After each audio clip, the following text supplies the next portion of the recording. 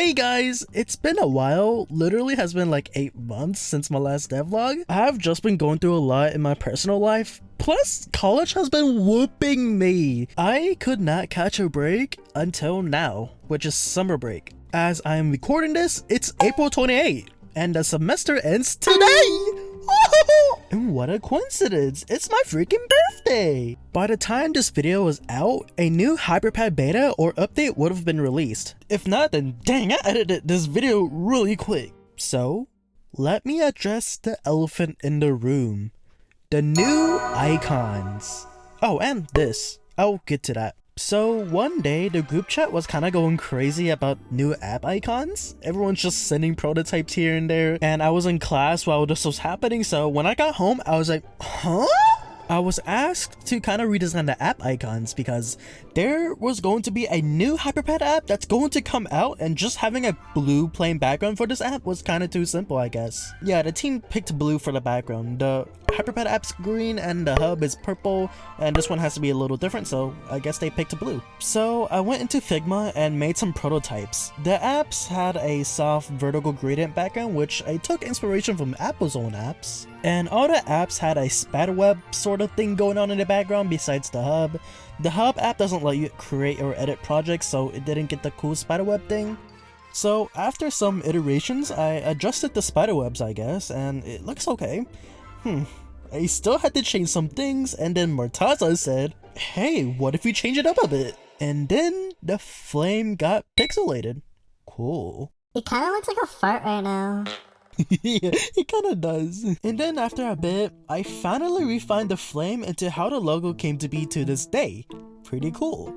Oh, and there was some new pixelation on the right edge of the rocket, which was kinda hard to do, but in the end, it looked good. I didn't think I was good at designing stuff, but here I am designing hyperPad's new logos.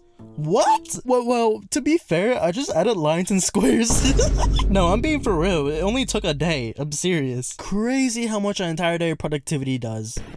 Hey, it's future me. As I am recording this, it's May 6th, and I'm currently also designing screenshots for all the apps too, as you can see here. I'm not done with these ones yet, but when this video goes out, they'll definitely be done. I'm hoping Apple doesn't reject these designs because I think they look really cool. You will know if they get rejected when they look different in the App Store. Despite that, it's cool how I get this opportunity to design a lot of cool stuff for hyperPad. Me out of all people, a hyperPad user designing hyperPad stuff. It's come full circle at this point. Next thing you know, I'm going to redesign the documentation and the help section since those are the only things we have not redesigned yet. Well, anyways, sorry for the tangent, back to the video. But yeah, regarding the logo, I kinda like that retro look that we're going for. It kinda implies that hyperPad's a video game type of thing, which it is. Oh.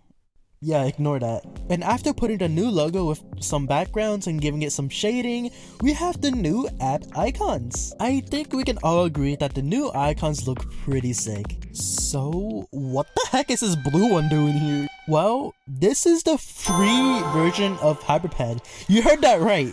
It's literally just hyperPad with some restrictions. So anyone can try it out before paying for the full version. I think this was a great move because so many new users will now be able to try out hyperPad. If you like it, you can get the full version with all the features. If not, no problem. You can just give us feedback on how we can improve the app in hopes that one day you could purchase the full version. Cool! Now with that out of the way, let's talk about the new hyperPad update. As the title suggested, we've got a revamped audio system. I actually worked on this new system myself, and I'm proud of how it turned out. So hyperPad had this issue where if you played a lot of sound effects at once, it would start to stutter a lot, and sometimes it would go completely silent.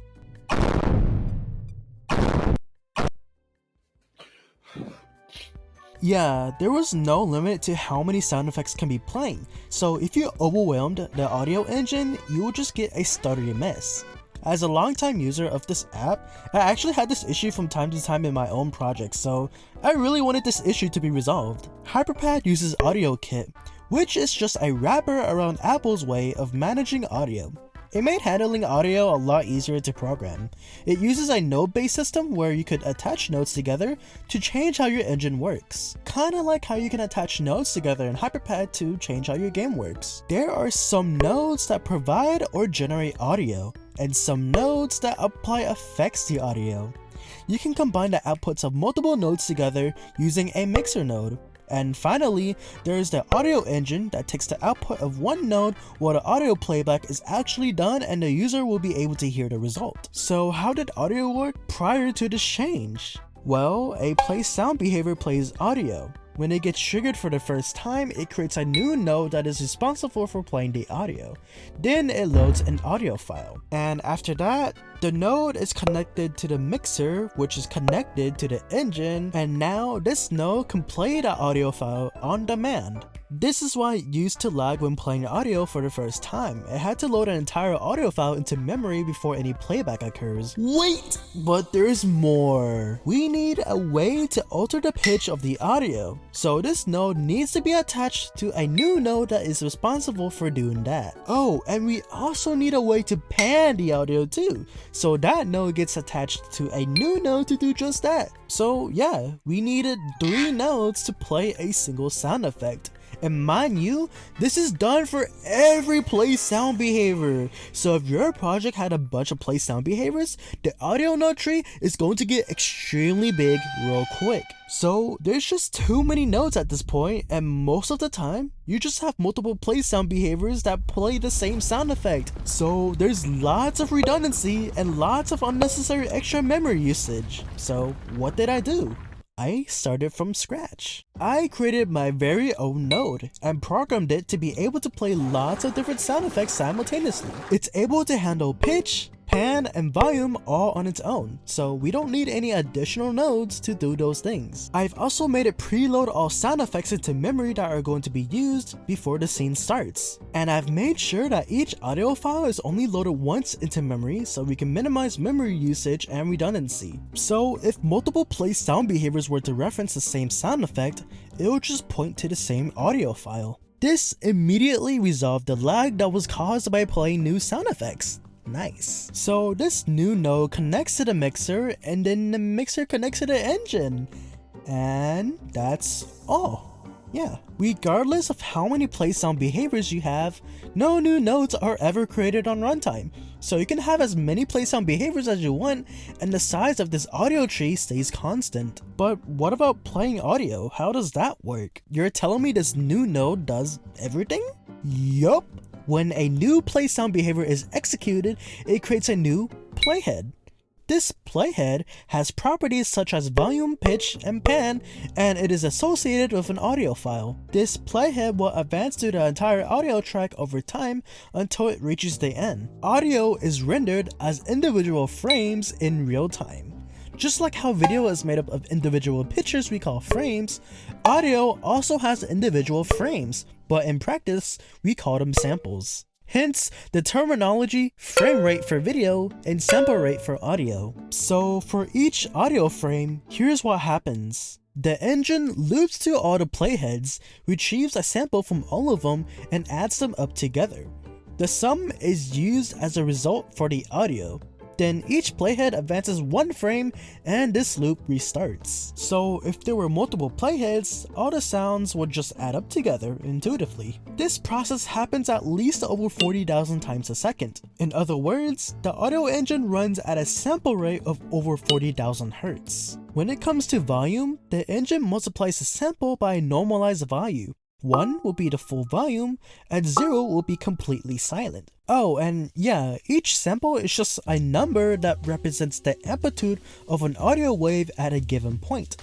Audio is literally just a wave. It's crazy how everything we hear are just waves with an amplitude and frequency. So for volume, multiplying the sample with a value between 0 and 1 does just the trick. When it comes to pitch, we just make the playhead move at a different speed. The slower it moves, the lower the pitch will be. And the faster it moves, the higher the pitch will be. This is based on the fact that different wavelengths are perceived to have different frequencies, so slowing down the playhead essentially makes the wavelengths longer, resulting in audio that has a lower pitch and vice versa. This is why speeding up videos makes the audio higher pitched.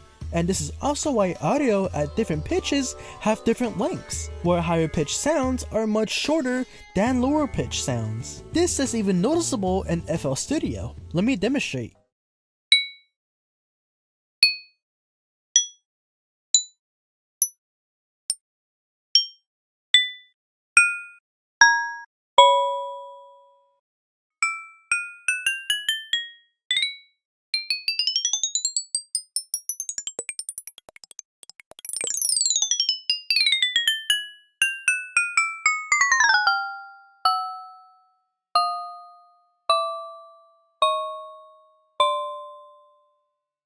With volume and pitch accounted for, the only thing left is panning. How do you pan audio? The audio engine actually outputs two different results for each frame. One for the left channel and one for the right channel. This allows stereo audio to be possible, which you would notice when wearing headphones. Audio can play in the left ear and audio can play in the right ear. We can adjust the volume of the left and right channels to create the illusion that the audio is moving in space when it isn't, hence panning. Though this isn't a realistic implementation, we convey depth when there's some delay between the left and right channels, creating the illusion of 3D audio. Here's a great example of that. I'm extremely simplifying things here, and of course, hyperPad doesn't have 3D audio yet. What did he say? But this implementation suits the purpose of simply distributing the audio between the left and right channels. It's what every other audio engine does anyway. Cool, there's that. There are playheads that sift through audio files which are affected by volume, pitch, and pan. And since I've coded this audio engine from scratch, I can implement lots of great built-in features. Play sound behaviors have polyphony and priority fields. Polyphony determines how many playheads this behavior can have at any given time. In other words, it's how many sound effects can be played simultaneously. Priority is totally different, so the new audio system actually starts discarding playheads when it starts feeling overwhelmed, just like how I dropped 2 of my college courses this semester. The priority determines the order in which playing sound effects should be discarded. Lower priority sounds are discarded first, so use this feature to prioritize the playback of important sound effects. The audio engine actually adapts to the performance of the app, so if it starts stuttering a lot, it will decrease the amount of sound effects it will try to play simultaneously each frame to try to prevent itself from going silent. Let's move on to some other cool features. We have the sound file behavior, which is just a container for an audio file. Whatever audio file you select will be loaded into memory before the scene starts, and then you can use the play sound behavior to play that audio file. To be clear, the play sound behavior can be used on its own. It's just that the sound file behavior gives you some extra flexibility. You can change the polyphony of this behavior just like in the play sound behavior. If you think about it, this is just combining multiple play sound behaviors into one. So not only can you use it to better optimize your project, you can also easily control a group of play sound behaviors.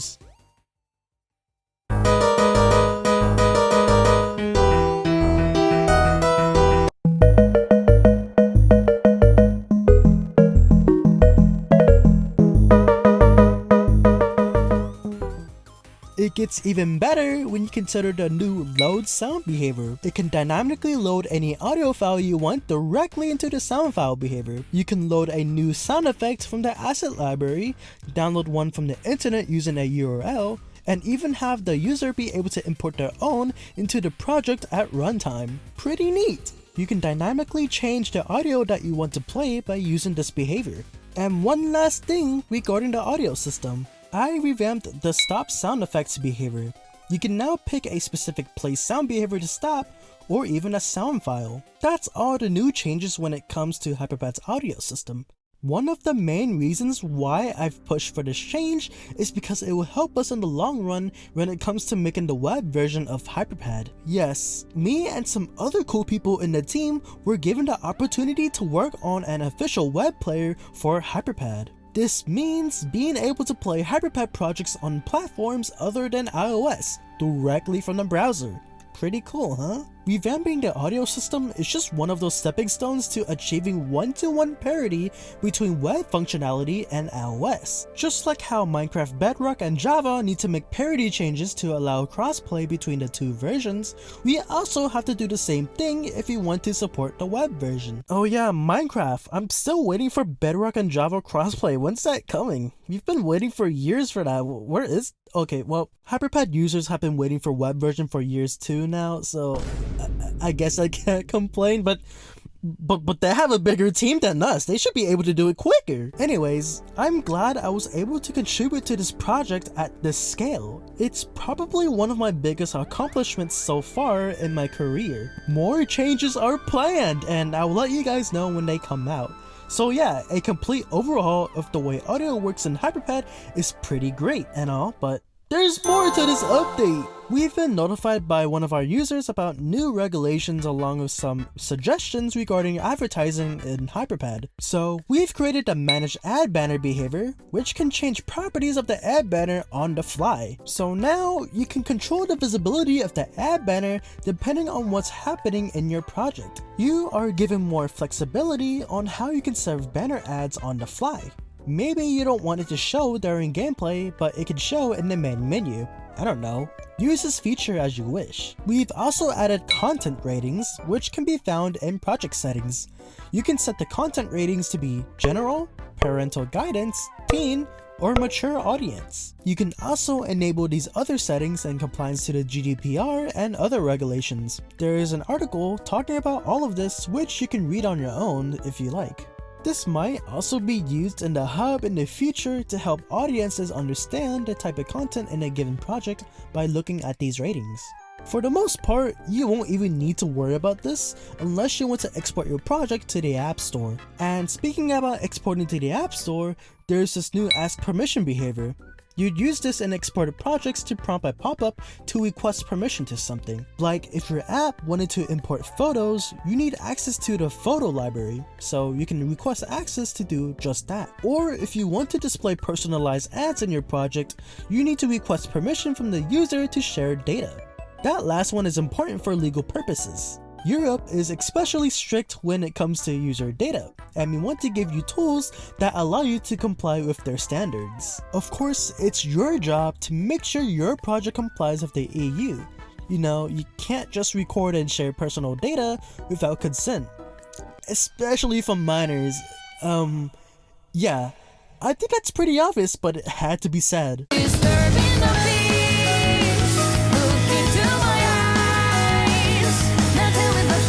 Moving on to some improvements in hyperPad. There's this new await children toggle in the loop behavior now. When enabled, it will actually wait for all the children behaviors to finish doing its task before starting a new iteration. There is a new touch anywhere toggle for all the touch behaviors. When enabled, it allows you to touch anywhere on the screen to trigger those behaviors. The tilt sensor behavior now outputs the angle. Cool, I guess. There is a new skip button in the onboarding page now, and you can change the launch behavior of the app in settings. So like you can open the hub on launch or open the projects on launch instead. You do you. The mouse event behavior can now detect scroll events from the mouse. Neat. Oh, this is a good one. I forgot I added this in. You can now change the shape and size of the joystick boundaries, so you can restrict the joystick ball. Yeah, in whatever shape you like. This also fixes the bug where the ball would just act weird sometimes. Yeah. Alright, moving on to bug fixes. Of course, every update has these, and this one had a lot.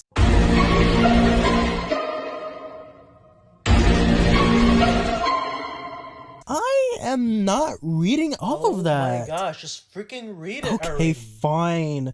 I'll just read the most important ones. Fix the long freaking loading times when launching hyperPad. Fix project permission errors. You will now be able to edit your projects even when you're logged out or offline. There's also some bug fixes of sound, which are just additional perks with the new audio system. So sound effects now actually resume from the debug menu. Sounds are no longer interrupted when preloading new scenes. And I think audio being completely silent has been fixed too. I fixed images losing transparency when importing images from the camera roll. Fixed being unable to import stuff when hyperPad has not launched yet. Fixed content being slightly clipped in some aspect ratios for specific devices. Fixed accidental behavior connection cuts when panning in the behavior editor. Also fixed the articles in dark mode so our users aren't blinded. Fixed some lagged caused by having lots of behaviors in the project and touching the background of the scene. This was actually a major optimization. When touching the background of the scene, hyperPad used to loop through every single behavior in the scene to check for touch behaviors. Yes, every single one!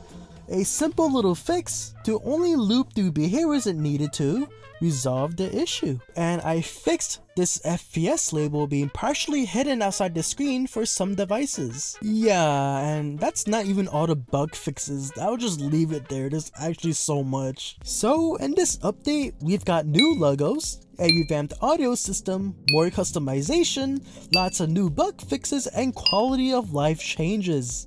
Not only that, a free version of hyperPad is available for everyone to try. So if you wanted to try hyperPad for a while, now is a good time to get it. So that's all for this video. I hope you enjoyed it and learned something new. Thank you for watching, and hopefully I will see you in the next one. Bye!